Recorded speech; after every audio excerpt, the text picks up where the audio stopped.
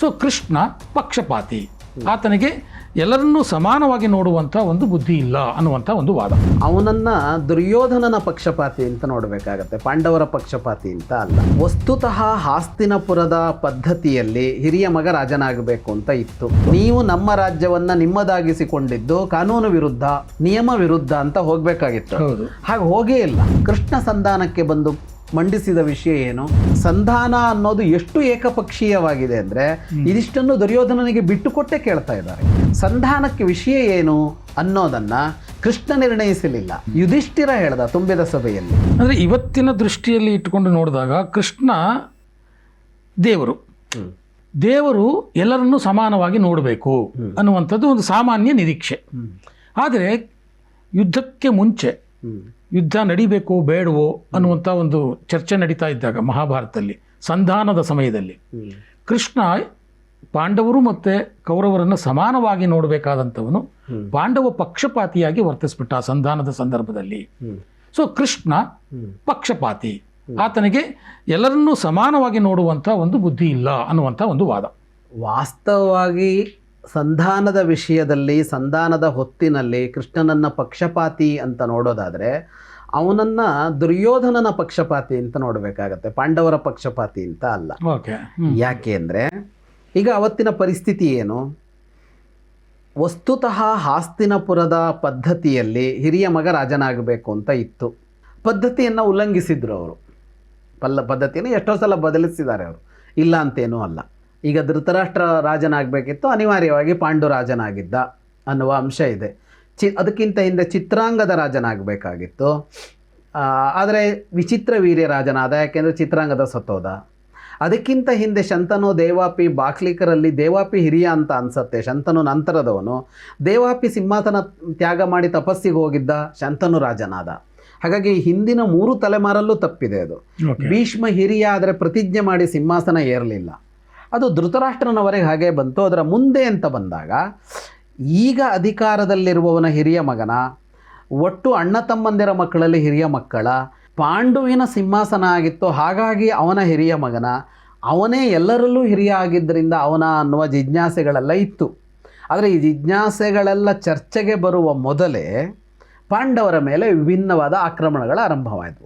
ಅಂದರೆ ಪಾಂಡವರು ತಮಗೆ ಸಿಂಹಾಸನ ಬೇಕೋ ಬೇಡವೋ, ತಾವು ರಾಜರೋ ಯಾರು ರಾಜರು ಅಂತೆಲ್ಲ ಯೋಚನೆ ಮಾಡೋದಕ್ಕಿಂತ ಮೊದಲೇ ಯಾವ ಕಾರಣಕ್ಕೂ ಪಾಂಡವರು ಆ ಅಭಿಪ್ರಾಯವನ್ನು ಮಂಡಿಸೋಕ್ಕಿಂತ ಮೊದಲೇ ಮುಕ್ತಾಯ ಮಾಡುವ ಕುತಂತ್ರಗಳು ನಡೆದವು ಅಲ್ಲಿ.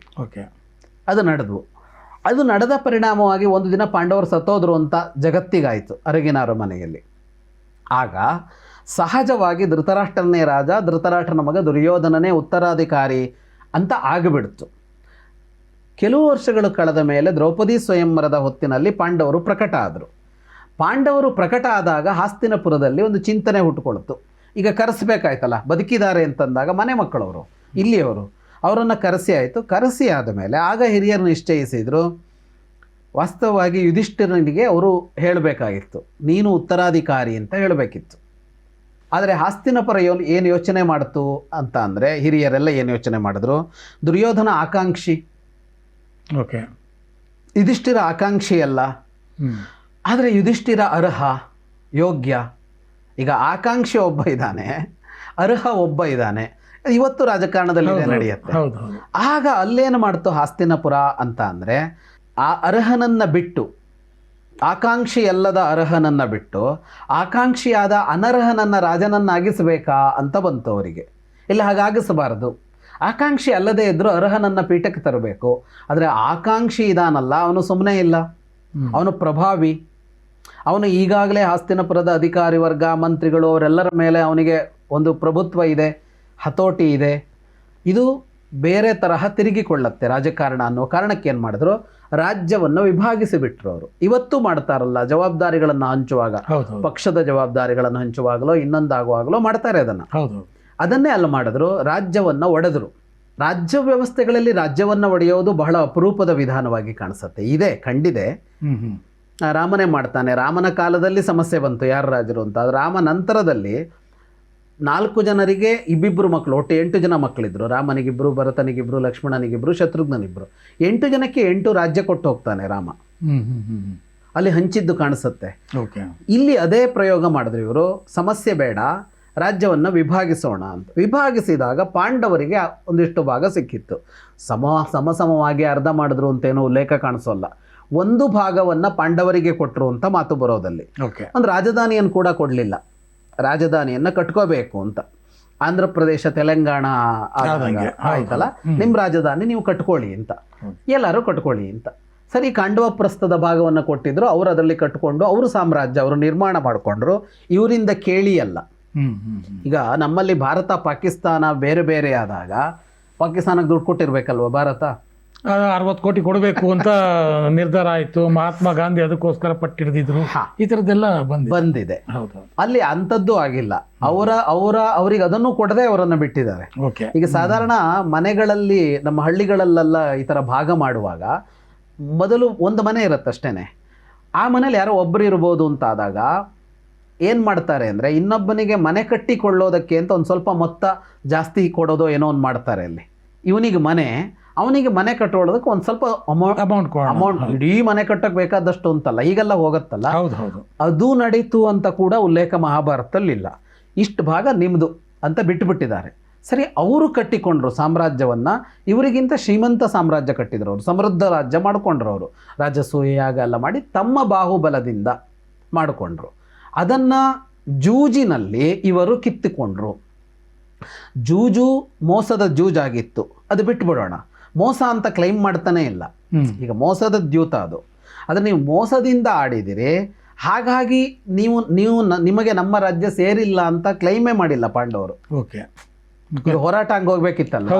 ನೀವು ನಮ್ಮ ರಾಜ್ಯವನ್ನ ನಿಮ್ಮದಾಗಿಸಿಕೊಂಡಿದ್ದು ಕಾನೂನು ವಿರುದ್ಧ, ನಿಯಮ ವಿರುದ್ಧ ಅಂತ ಹೋಗ್ಬೇಕಾಗಿತ್ತು. ಹಾಗೆ ಹೋಗೇ ಇಲ್ಲ. ಅವರ ಮೋಸದ ನಿಯಮಕ್ಕೆ ಒಪ್ಪಿಕೊಂಡ್ರು. ಏನದು? 12 ವರ್ಷ ವನವಾಸ, 1 ವರ್ಷ ಅಜ್ಞಾತವಾಸ. 12 ವರ್ಷ ವನವಾಸ ಮಾಡಿದ್ದಾರೆ. 1 ವರ್ಷ ಅಜ್ಞಾತವಾಸದಲ್ಲಿ ದುರ್ಯೋಧನನ ಕಡೆಯವರನ್ನ ಕಂಡು ಹಿಡಿದರೆ ಮತ್ತೆ 12 ವರ್ಷ ವನವಾಸ ಅಂತಿದೆ, ಅದೂ ಆಗಿಲ್ಲ. ಅವರು ಅಜ್ಞಾತವಾಸವನ್ನು ಯಶಸ್ವಿಯಾಗಿ ಪೂರೈಸಿದ್ದಾರೆ. ಕೊಟ್ಟ ಮಾತಿನಂತೆ ಈಗೇನಾಗಬೇಕು? ಅರ್ಧ ರಾಜ್ಯ ಅವರಿಗೆ ಸಿಗಬೇಕು. ಕೃಷ್ಣ ಸಂಧಾನಕ್ಕೆ ಬಂದು ಮಂಡಿಸಿದ ವಿಷಯ ಏನು? 5 ಗ್ರಾಮಗಳನ್ನು ಕೊಡು ಅಂತ. ಒಂದು ರಾಜ್ಯ, ಅದು ಅರ್ಧ ರಾಜ್ಯ ಅಂತಲೂ ಅಲ್ಲ. ಅವತ್ತು ಒಂದು ರಾಜ್ಯ ಅಂದರೆ ಕರ್ನಾಟಕದಂಥ ಒಂದು ರಾಜ್ಯ ಅಂತ ಅಂದ್ಕೊಳ್ಳೋಣ. ಕರ್ನಾಟಕದಂಥ ಒಂದು ರಾಜ್ಯ ಅವರದ್ದಾಗಿತ್ತು. ಈಗ ಅವ್ರು ಕೇಳ್ತಾರೆ 5 ಊರು, 5 ಹಳ್ಳಿ ಅಥವಾ ನಗರ ಅಂತ ತಗೊಳ್ಳೋಣ, ಪಟ್ಟಣ ಅಂತ ತಗೊಳ್ಳೋಣ. ಕೆಲವು ಪಟ್ಟಣ ಇದೆ ಅದರಲ್ಲಿ, ವಾರಣಾವತ ಎಲ್ಲ ಇದೆ. 5 ಊರು ಅಂತ ಅಂದರೆ ಆ ರಾಜ್ಯದ ಪ್ರತಿಶತ 1 ಭಾಗವನ್ನು ಕೇಳ್ತಾ ಇಲ್ಲ ಅವರು. ಹೌದು. ಈ ಪ್ರಸ್ತಾಪವನ್ನ ಕೃಷ್ಣ ಮಂಡಿಸ್ತಾ ಇದ್ದಾನೆ ಅಂತಂದಾಗ, ಕೃಷ್ಣ ಪಾಂಡವರ ಪಕ್ಷಪಾತಿ ಆದ್ನ, ದುರ್ಯೋಧನನ ಪಕ್ಷಪಾತಿ ಆದ್ನ? ಅವನು ದುರ್ಯೋಧನನ ಕಡೆಗೆ ತೋರಿಸ್ತಾ ಇದ್ದಾನೆ. ಅದನ್ನ ಎಲ್ಲರನ್ನೂ ಸಮಾನವಾಗಿ ನೋಡಬೇಕು ಅಂದಿದ್ರೆ ಅರ್ಧ ಅರ್ಧ ಕೊಡಬೇಕು ಅಂತ ಪ್ರಸ್ತಾಪ ಇಡಬೇಕಾಗಿತ್ತು. ಇವರದ್ದಷ್ಟನ್ನು ಬಿಡಬೇಕು ಅಂತ ಕೊಡಬೇಕಿತ್ತು. ಹಂಗೆ ಮಾಡಲಿಲ್ಲ. ಎರಡನೆಯದ್ದು, ಇವರ ಹತ್ರ ಅಪಾರವಾದ ಇದಿತ್ತು, ಸಂಪತ್ತಿತ್ತು ಪಾಂಡವರಲ್ಲಿ. ಆ ಸಂಪತ್ತು ಅವ್ರಿಗೆ ಹೋಗಿದೆ. ಈಗ ಅದನ್ನು ಕೊಡಬೇಕು ಅಂತ ಸಂಧಾನದ ಮಾತುಕತೆಯಲ್ಲಿಲ್ಲ. ಇವರು ರಾಜಸೂಯಾಗದಲ್ಲಿ ಸಂಪಾದಿಸಿದ್ದು ಇಂದ್ರಪ್ರಸ್ಥ ಇವರ ರಾಜಧಾನಿಯಾಗಿತ್ತು. ಈ 5 ಊರಿನಲ್ಲಿ ಇಂದ್ರಪ್ರಸ್ಥವನ್ನೇ ಕೇಳಿಲ್ಲ. ಇಂದ್ರಪ್ರಸ್ಥವನ್ನು ಅದ್ಭುತ ನಗರವಾಗಿ ಕಟ್ಟಿದ್ರು ಇವರು.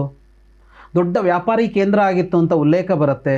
ಅಲ್ಲಿ ಒಂದು ಅದ್ಭುತವಾದ ಸಭಾಭವನ ಇತ್ತು, ಅದನ್ನು ಕೇಳ್ತಾ ಇಲ್ಲ ಇವರು. ಇದು ಯಾವುದನ್ನೂ ಕೇಳ್ತಾ ಇಲ್ಲ. ಅಂದರೆ ಸಂಧಾನ ಅನ್ನೋದು ಎಷ್ಟು ಏಕಪಕ್ಷೀಯವಾಗಿದೆ ಅಂದರೆ ಇದಿಷ್ಟನ್ನು ದುರ್ಯೋಧನನಿಗೆ ಬಿಟ್ಟುಕೊಟ್ಟೆ ಕೇಳ್ತಾ ಇದ್ದಾರೆ. ಹಾಗಾಗಿ ಒಂದೊಮ್ಮೆ ಕೃಷ್ಣನನ್ನ ಪಕ್ಷಪಾತಿ ಅಂತ ಹೇಳೋದಾದರೆ ದುರ್ಯೋಧನ ಪಕ್ಷಪಾತಿ ಅಂತ ಹೇಳಬೇಕು. ಆದರೆ ಇಲ್ಲಿ ಕೃಷ್ಣ ಯಾರ ಪಕ್ಷಪಾತಿಯಾಗೂ ವರ್ತಿಸಿಲ್ಲ. ಕೃಷ್ಣ ಸಂದೇಶವಾಹಕನಾಗಿ ಹೋಗಿದ್ದಷ್ಟೇ. ಅಲ್ಲಿ ಸಂಧಾನಕ್ಕೆ ಅಂತ ಕಳಿಸಿದ್ರು ಅವನನ್ನು. ಸಂಧಾನಕ್ಕೆ ವಿಷಯ ಏನು ಅನ್ನೋದನ್ನು ಕೃಷ್ಣ ನಿರ್ಣಯಿಸಲಿಲ್ಲ. ಯುಧಿಷ್ಠಿರ ಹೇಳ್ದ ತುಂಬಿದ ಸಭೆಯಲ್ಲಿ, ಯುದ್ಧ ಬೇಡ, ನಮಗೆ ಸಿಗಬೇಕಾದ ಅರ್ಧ ರಾಜ್ಯವೂ ಬೇಡ, 5 ಊರುಗಳನ್ನು ಕೊಡಲಿ ಸಾಕು, ಇಷ್ಟಕ್ಕೆ ಅವರನ್ನು ಒಪ್ಪಿಸಿಕೊಂಡು ಬಾ ಅಂತ ಹೇಳ್ದ. ಕೃಷ್ಣ ಇದೇ ಮಾತನ್ನು ತಗೊಂಡೋಗಿ ಅಲ್ಲಿ ಹೇಳಿದ್ದು. ಹಾಗಾಗಿ ಇಲ್ಲಿ ಕೃಷ್ಣ ತನ್ನ ನಿಲುವನ್ನೇ ಪ್ರಕಟಿಸಿಲ್ಲ. ಕೃಷ್ಣನ ನಿಲುವು ಬೇರೆ ಇತ್ತು. ಯಾಕೆಂದ್ರೆ ಸಂಧಾನಕ್ಕೆ ಹೋಗುವಾಗ ದ್ರೌಪದಿ ಕೇಳ್ತಾಳೆ, ನನಗೆಲ್ಲಿ ನ್ಯಾಯ ಅಂತ. ಕೃಷ್ಣ ಹೇಳ್ತಾನೆ, ನಿನಗೆ ನ್ಯಾಯ ಸಿಗತ್ತೆ ಅಂತ ಹೇಳ್ತಾನೆ ಕೃಷ್ಣ.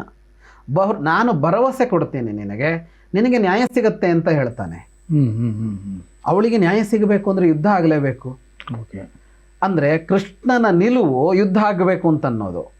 ಕೃಷ್ಣ ಬಂದಿರೋದು ಯುದ್ಧ ಬೇಡ ಅಂತ. ಕೃಷ್ಣ ಬಂದು ಮಾತಾಡಿದ್ದು ಕೂಡ ಯುದ್ಧ ಬೇಡ ಅಂತಲೇ.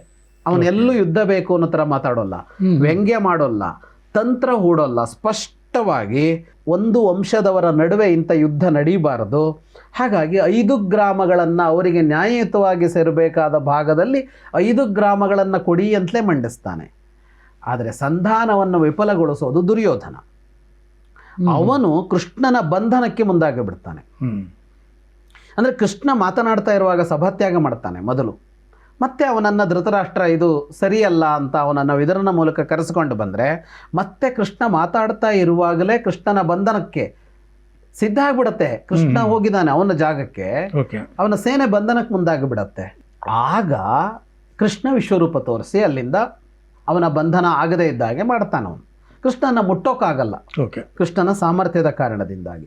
ಹಾಗಾಗಿ ಈ ಸಂಧಾನದ ಹೊತ್ತು ಏನಿದೆ ಇಲ್ಲಿ ಕೃಷ್ಣ ಪಕ್ಷಪಾತವಾಗಿ ಏನು ನಡೆದುಕೊಂಡಿಲ್ಲ. ಯುಧಿಷ್ಠಿರನ ಅಭಿಪ್ರಾಯವನ್ನು ತಲುಪಿಸುವ ಕೆಲಸ ಮಾಡಿದ್ದಾನೆ, ಅದನ್ನು ಮಂಡಿಸಿದ್ದಾನೆ ಸಭೆಯಲ್ಲೂ ಹೋಗಿ.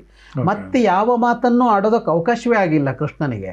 ಕೃಷ್ಣ ಏನು ಮಾತಾಡ್ತಾ ಇದ್ನೋ ನೆಕ್ಸ್ಟ್ ಗೊತ್ತಿಲ್ಲ, ಆದರೆ ಕೃಷ್ಣ ತಂತ್ರ ಮಾಡ್ತಿದ್ನೇನೋ ಯುದ್ಧ ಆಗೋದಕ್ಕೆ ಗೊತ್ತಿಲ್ಲ. ತಂತ್ರ ಮಾಡೋದಕ್ಕೆ ದುರ್ಯೋಧನನೇ ಬಿಡಲಿಲ್ಲ, ಅವನೇ ಮಾಡ್ಕೊಂಡ್ಬಿಟ್ಟ ಅವನದ್ದನ್ನು.